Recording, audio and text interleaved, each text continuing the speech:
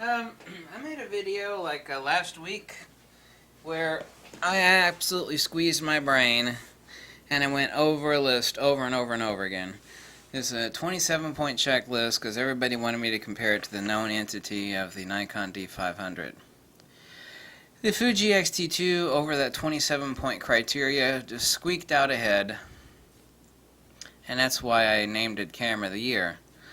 But we have to say camera of the year for what? I mean, when we get into specifics, is it the camera of the year? The answer is, in general, yes. Over that 27-point criteria, the XT2 edges out the Nikon D500.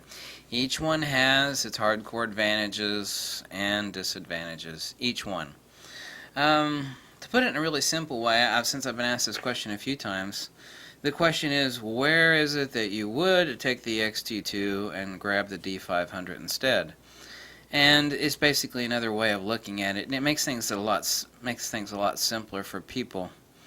The XT2 is unquestionably, and Yannick posted this to me yesterday. It's like, well, I was out testing the D500. So, well, that's what I said in video number 1 out of the 40 videos I've made on the XT2. The XT2 is not an insane high ISO marsupial like the D500 is. I used to have a little pet sugar glider, and they're nocturnal animals, and they got big bug eyes. And so people want to play with them, the sugar gliders, in the daytime. And the sugar gliders don't like that because it's nice and bright and sunny, and it hurts their eyes, and they start screaming at you. Literally, they start grumping at you. They make a really unique noise. And that's kind of what the D500 is compared to the XT2. So yeah, the D500 is basically like that wide-eyed nocturnal marsupial that you see that has these super gigantic eyeballs, or like a hoot owl that's like hunting, mice in the middle of the dark. It's like, how the hell does it see that thing? It's totally dark. The downside to that, just like my little sugar glider that would bitch and complain when you bring them out in the bright sunlight, is that, and this is empirically true, I mean, I did hardcore testing with the X-Rite color checker and the Sekonic software for dynamic range, but I knew this to begin with, that the D500, like in a high contrast scene, you're going to have issues. You're going to have to edit the shots in a Lightroom and underexpose, and you're going to have to raise your shadows up. The D500 blows the speculars relative to the XT2 by almost 3/4 of a stop faster than the XT2. Definitely always a half a stop, but sometimes 3/4 of a stop. I mean, I noticed that shooting with it tons down in Florida. I mean, it was just balding bright outside, and I was taking pictures of alligators and birds. And the D500 will clip your specular highlights a bit too easy. So, yeah, the D500 is like that bug-eyed marsupial. It's like, well, that's great, I can see in the dark, and its ISO performance really high is extremely, it's way up there. So what would I grab? The D500 I'd be grabbing for hardcore wildlife and hardcore distant action. A, for low light at insane ISO, but also because of the fact that the glass exists for it. The glass does not exist for Fuji for that.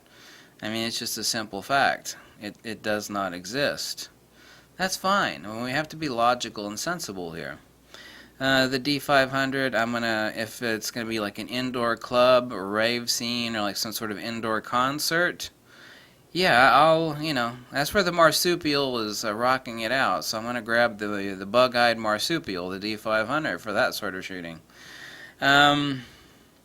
Due to speed light and power packs for TTL photography, which isn't necessary in the wedding chapel, which you can't use it there anyway, but in the reception, I'd be grabbing the D500 for that too, because you have a lot of TTL and power pack options. However, I really do have those with the Fuji. I just don't have TTL capabilities yet until they roll out that speed light, which is going to be a month and a half away, so that's not really a difference.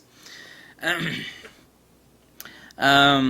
a second, I'm going to name out what I'd grab the XT2 for. So the D500 is like one of those bug-eyed, nocturnally active marsupials. It really is, if you want a perfect analogy, so far as, the best critter or the right tool for the right job. But that has its downside, as I said. It's the D500 is this gigantic, powerful, and by powerful means you have access to some enormous, huge-ass glass. Powerful, giant-eyed panther with a deep buffer and incredible high ISO performance. That has its advantages and disadvantages. Great, it's powerful. It's got a really. There's nobody's going to rock to the XQD cards on a D500. That's some insane buffering. And that's good. You got a lot of gigantic glass from 30 plus years. Fuji doesn't have that. That's also good. Better high ISO performance. No denying that. I've said that since day one. I knew that before I even got my hands on the XT2. For landscape photography, I'm going to grab the XT2 every single time. Every single time. The XT2 for any daylight general shooting at all, I'm grabbing the XT2. Grabbing the XT2 for street. I'm grabbing the XT2 for general sports and action. But it's also fully capable of hardcore sports and action. Not where I'm going to be popping a 300mm 2.8 on it, which it does not have. But not all hardcore sports and action requires a 300mm or 400mm 2.8. The Olympics it does, and football fields it does. But you say you're a soccer mom on the side of the soccer field, or somewhere where you can get 70 to 200 equivalent, i.e. the 50 to 140 on the XT2. You can grab in the XT2 every time. So for general sports and action, but also for moderate distance sports and action, hardcore moderate sports and distance. And I grab the XT2 for any sort of news or photojournalistic work, which is most of it's not far off. It's right up in your face, or not that far away. For travel, there's no question to be grabbing the XT2, just no question. For the general all-purpose, if you're heading out the door fast, I'm going to grab the XT2.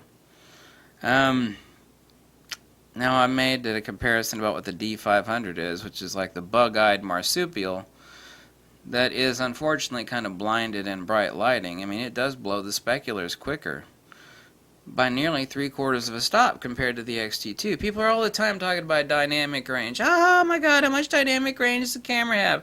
Well, that's important, but you know what?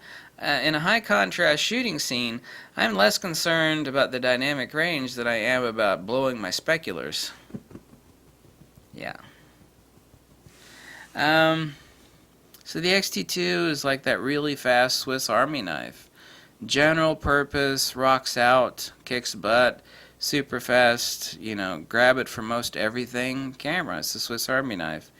Now, I call the D500 a powerful, giant-eyed panther that stalks in the dark with a deep buffer and incredible high ISO performance. So what would the XT2 be analogously? The thing that actually came to mind is like a really fast gazelle. It's small, it's fast, it's nimble, it's agile. Each one has its advantages. And the D500 is that panther with the deep buffer and the access to some big, gigantic damn glass that the XT2 does not have access to. Not for autofocus anyway. So you got the big old black panther with the big eyes for night stalking, and then you have the XT2. And I found out that the autofocus acquisition on stationary objects in correct settings is as good as the D500 is.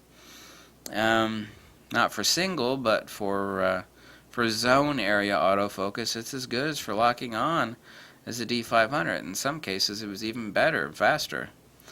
So yeah, the XT2 is like that fast gazelle, small, fast, agile, and nimble, and D500 is the big old panther that's a night stalker. So those are the differences of where I'd grab the XT2 versus the D500.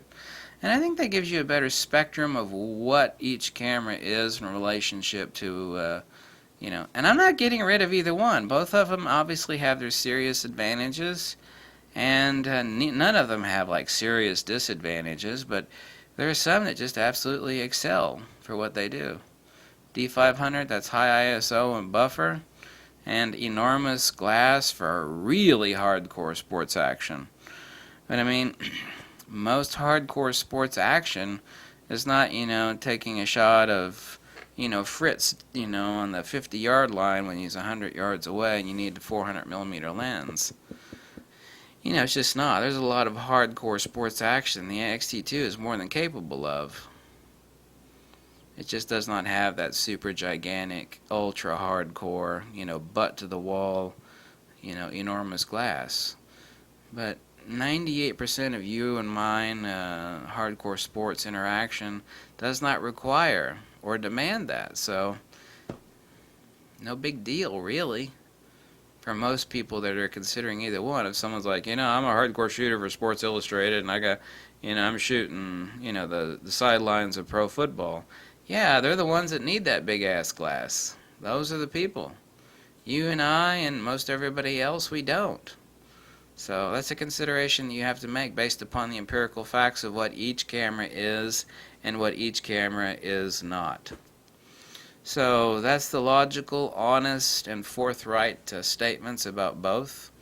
And I gave some analogies as to what each one was, and I hope that clears things up. It should clear things up. If it doesn't, then I don't think anything will, because that was pretty damn clear. Catch you later. Bye.